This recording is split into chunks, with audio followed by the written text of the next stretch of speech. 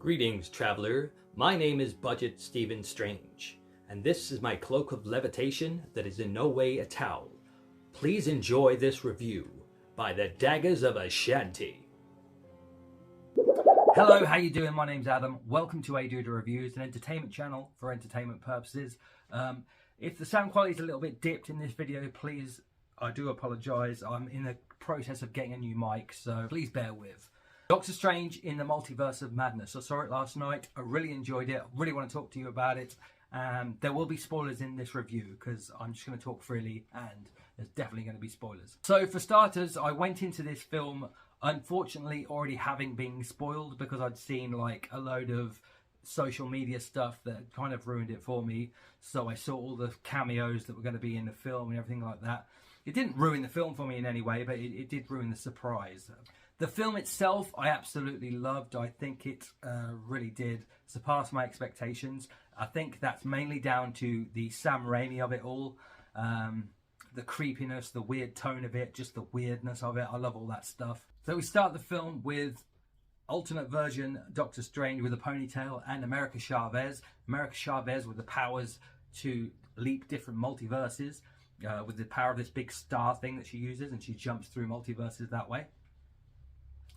The alternate version of Doctor Strange dies due to this weird rapping type monster thing that comes along with like made out of bandages kind of thing. So America Chavez escapes to our Doctor Strange's multiverse, the 616. Although I don't get why it's called the 616 because that's the comics. I thought the movies should have their own verse to make it all sort of like their actual different verses instead of having 616 as the comic and the movies, so it sort of doesn't really work out that way, but whatever. So America Chavez arrives in our universe, the 616, and this tentacles monster with one eye, I forget what it's called, starts eating up the city and just causing chaos, trying to get at America Chavez because someone, a mystery someone, has sent him to attack her. But who can save her? Well, obviously Doctor Strange.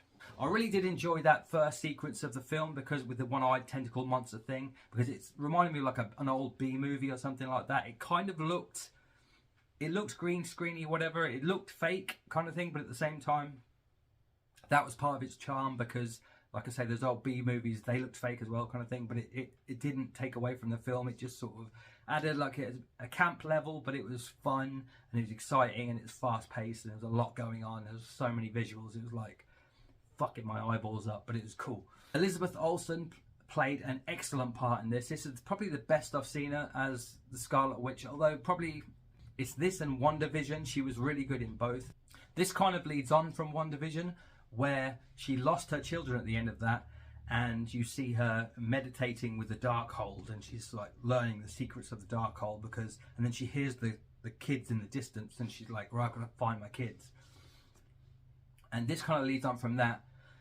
She is seeking the powers of America Chavez so that she may leap into a different multiverse and take over that Wanda's life and become the parent to the kids that she's like so longing for. And she will do anything to get to those kids. She will kill, she will maim, she will pop people's heads, she will stretch people into spaghetti. She doesn't give a shit because she's on a mission and she's basically evil now. She's evil Wanda because the Darkhold has taken over her. You can see it in her fingers because her fingers are all black tips like they do when the power of the darkness takes over them too much. And she's basically like let the power of the Darkhold take over and she's just now a bad bitch. I'm a bad bitch. Who can stand in the way? Obviously Doctor Strange and the MVP of the film, Wong. When Wong first arrived, I thought it was amazing when he was like a really good entrance that he brought into the film, whipping around with this like bolo type whip thing, and his kung fu skills like seemed really good as well. He seemed really athletic and stuff. I don't know if that's the actor in real life or it's probably just a stuntman, but it was really cool anyway. It looked really good and really effective, and he's still funny. And you realise that throughout the films, Wong has steadily become somebody who is like a really important member to the team. And to be without Wong in these films now would be a travesty, I think. So Doctor Strange's new mission is to protect America Chavez from Scarlet Witch, and America Chavez and Doctor Strange end up flying through different multiverses. It's a bit brief, the actual sort of look at the different multiverses. We do sort of stop in one for a little bit, and that's where we get all the cameos. But it would have been cooler if we got a little bit longer with the different multiverses, because they do look really interesting and exciting. We got like a paint verse. Have you seen the trailers? There's like a dinosaur one and like a noir one, and it could have been interesting to see a little bit more, but alas, we didn't. What we did get in the cameo scenes was really interesting and really exciting. We got like Black Bolt as part of the Illuminati. This is. We got Captain Carter. We got Professor X. We got Maria Rambeau as Captain Marvel. And we also had Baron Mordo, who I kind of think got a little bit shortchanged in this film, because at the end of the last Doctor Strange film, he was kind of set up to be the big bad of the next film, but he's kind of in this. He's just like, oh, we had him in the last film at the end sequence, so we kind of got to have him in this, so we just put him in, but it's a real brief kind of sequence. So he wasn't really in it much. I kind of think he got shortchanged as being a big bad, but maybe in another film, hopefully. Of course, I forgot to mention the biggest one probably is John Krasinski as Mr. Fantastic. Now, I'm not sure if he's going to be Mr. Fantastic going forward, because basically Wanda kills all of these people, so they're not necessarily going to be these characters again. Like the Charles Xavier in this was basically a live action version of the cartoon from the 90s, where he's got the yellow floating wheelchair. John Krasinski is not necessarily going to be the future Mr. Fantastic for the Mr. Fantastic Four films, but it's probably going to be likely, to be fair. I think that he's probably going to be directing it as well, because John Watts, who was originally going to direct that Fantastic Four film, has stepped down. I reckon, this is just my pulling out of my own head, that John Krasinski, to sweeten the deal to get John Krasinski on board to be Mr. Fantastic, is going to be the director of the Fantastic Four film as well, because I think he's like into directing, because he did the whole Quiet Place films as well, so that could be the case. But anyway, he died in a big splatter of spaghetti. It's really cool how Wanda just kills all of these people. Captain Carter death was my favourite death. I'm pretty sure it implies that she gets sliced in half by her own shield. Because you don't really see it, but you kind of get the impression that she's been sliced in half. It's really cool, and you see a little bit of blood, which is cool. Which leads me to the sort of the Raiminess of the whole film. Sam Raimi is probably the MVP of the whole film, because Kevin Feige used to be an underling kind of thing to Sam Raimi in the first Spider-Man films and things. He was learning, he was like a protege kind of thing for that.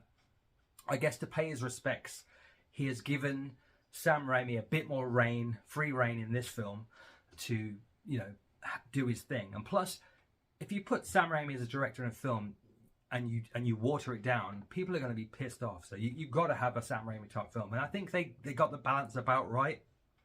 It was still an MCU film. And the MCU parts, you could tell which was more MCU and a bit more Sam Raimi, but the Sam Raimi-ness of it all really did.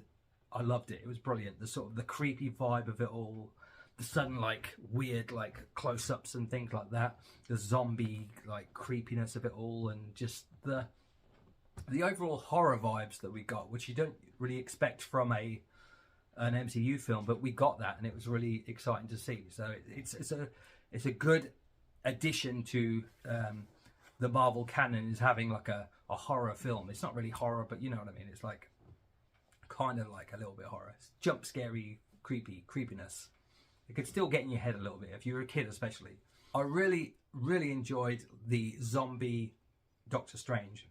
I really enjoyed when he inhabited that dead body of the Guardian Strange. I forget his name, the Protector Strange or whatever he's called.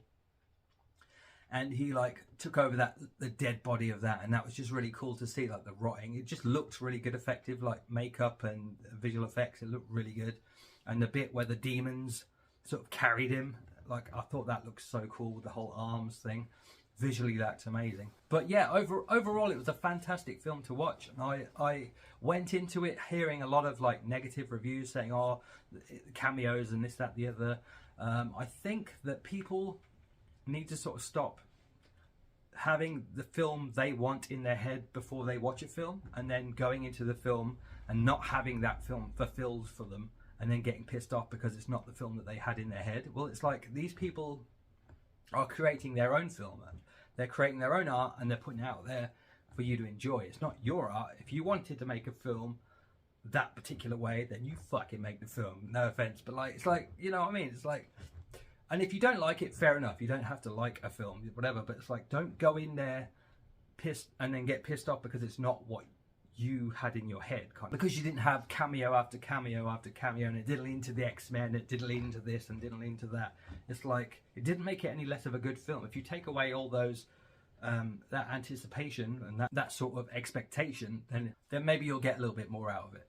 But the cameos we did get, I really did enjoy, and they were brief, and it didn't take away from the film at all, because I was still like really invested, because the speed of the film, the pace of the film was very quick. I found the film itself,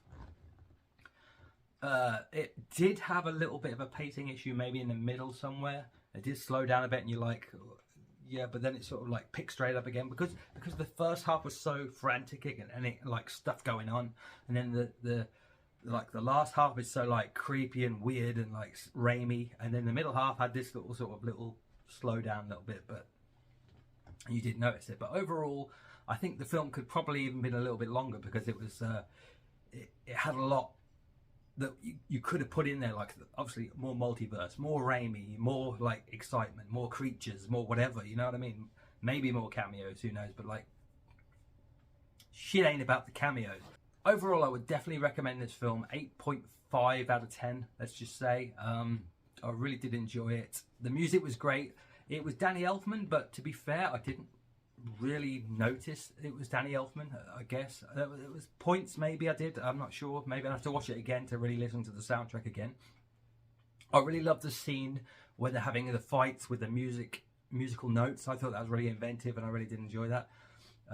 But yeah, overall, it was definitely one of the better Marvel Cinematic Universe films that I have seen in a while, and this, yeah, it's up there now. This is up there for one of my favorites. So yeah, what are your thoughts on Doctor Strange in the Multiverse of Madness? Let me know in the comment section down below. Until the next video, love you very much. God bless. Goodbye.